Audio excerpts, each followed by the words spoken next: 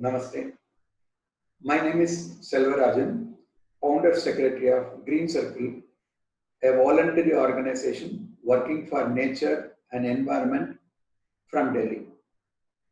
Today is World Population Day. On this occasion, I would like to discuss the impact of population growth on environment in the world and in particular in India. I would like to walk you through a small presentation with the help of some slides. Yeah.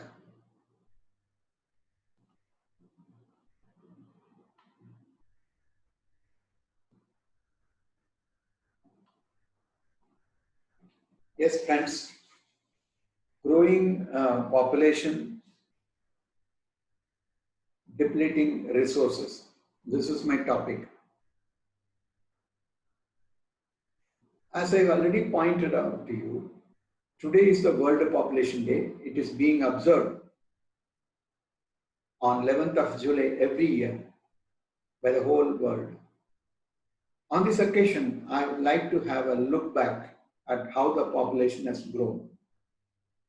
The Earth's population was 1 billion in the year 1800. Now, in the last 200 years, we have added a population of 6 billion.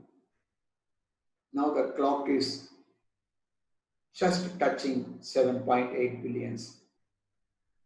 It's a very dangerous indication. Now, what is the impact of the population growth on our environment? This is our concern.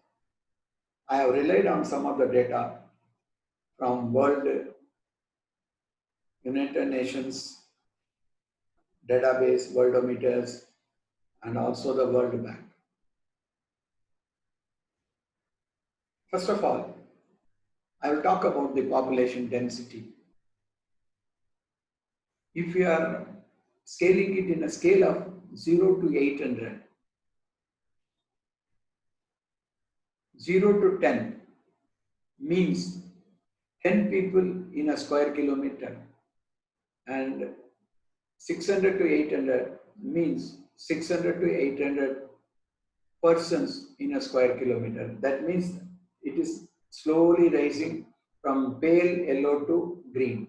And if you see this data given by World Bank in 2007, you see a land mass which is very vast, which is having a pale color. That indicates that the population in these areas are only 0 to 10, less than 10 persons in square kilometer. Now, if you come to Delhi and come to India, you can see that the population must be more than 600 to 800 in 1 square kilometer. Both in India and Bangladesh, the situation is very alarming. Of course, there are some other places like Africa and Central Europe where there is a population concern.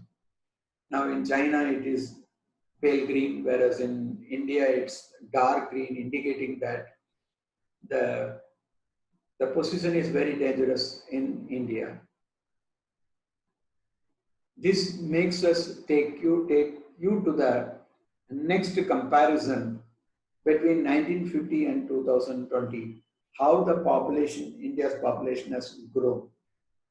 Now, if you see here, I've given you 5 countries: China, India, USA, Russia, and Japan, in first to 5th places.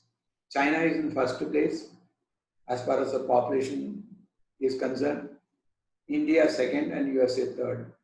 And the world share, it is in 1950. The world share, 554 million in China, that is 22% nearly, and 376 million in India, that is 14.8%, and followed by USA, 158 million, that is 6.3%. If you see the percentage shares of the world, we can say that almost 50% of the world population is in these 5 countries in 1950. Now let us come to the 2020. Everywhere population has grown, no doubt about it. But status quo is maintained as far as the ranking is concerned. China is in the number one place, followed by India, followed by America. Now, one very interesting fact is all these world share percentage are given in red, and now all are in green except India, where the population has grown from 14.8% to 17.70% in 2020, whereas USA it has declined, China it has declined, USA it has declined, Russia it has declined, Japan it has declined. In India, the situation is worse, with 14.8% in 1950 has come to 17.70% of the world share. It is an alarming situation. This makes us take you to the next important data about the life expectancy of people at birth in the world. Now, if you see in this chart, in 2020, if we are seeing the population, this x-axis is giving the years and y-axis is giving the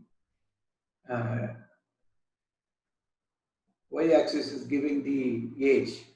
That means in 2020, the life expectancy of people in the world are 73, whereas in 2100, just 80 years onwards, now it will be 82.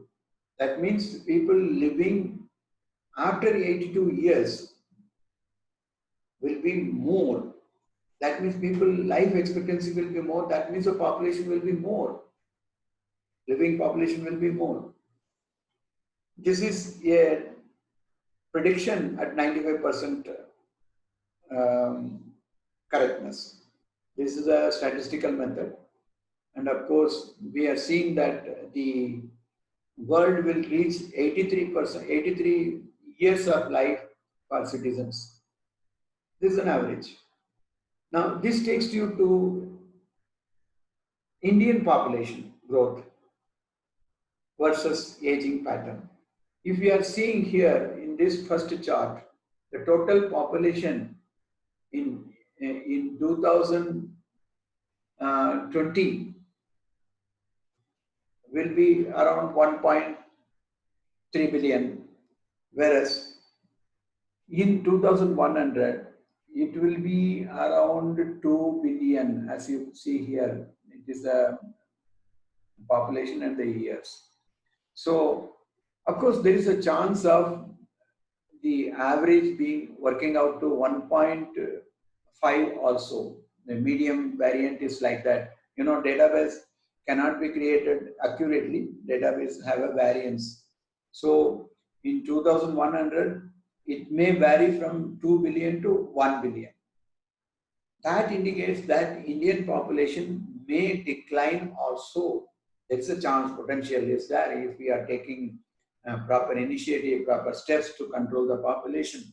Yes, our population can be maintained at 1.3 or even less than that.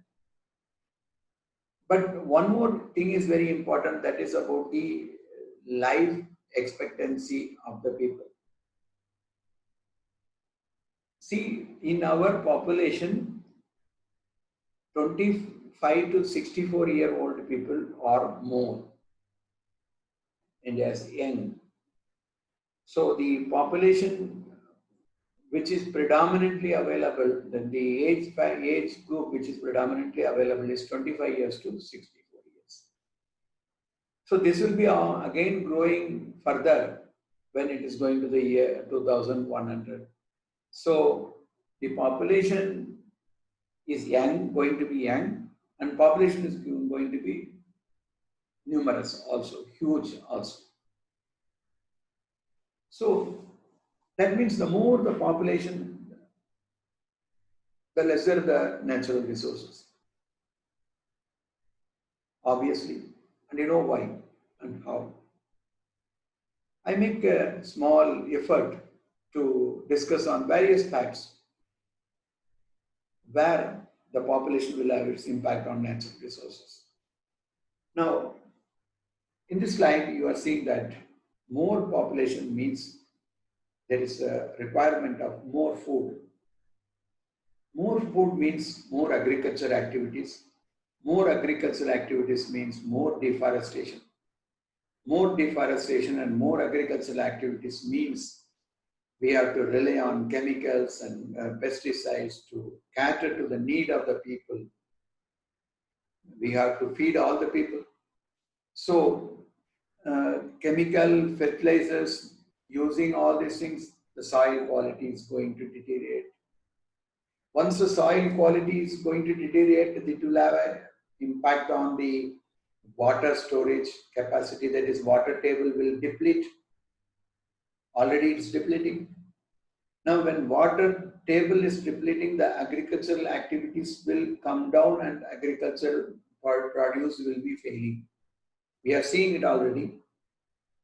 When agriculture is producing, agricultural production is less, or the people who are involved in agriculture are losing their jobs there, what else they will do? They will migrate and go to the urban areas. When they are going to the urban areas, there is no agricultural land here. Industries have to grow.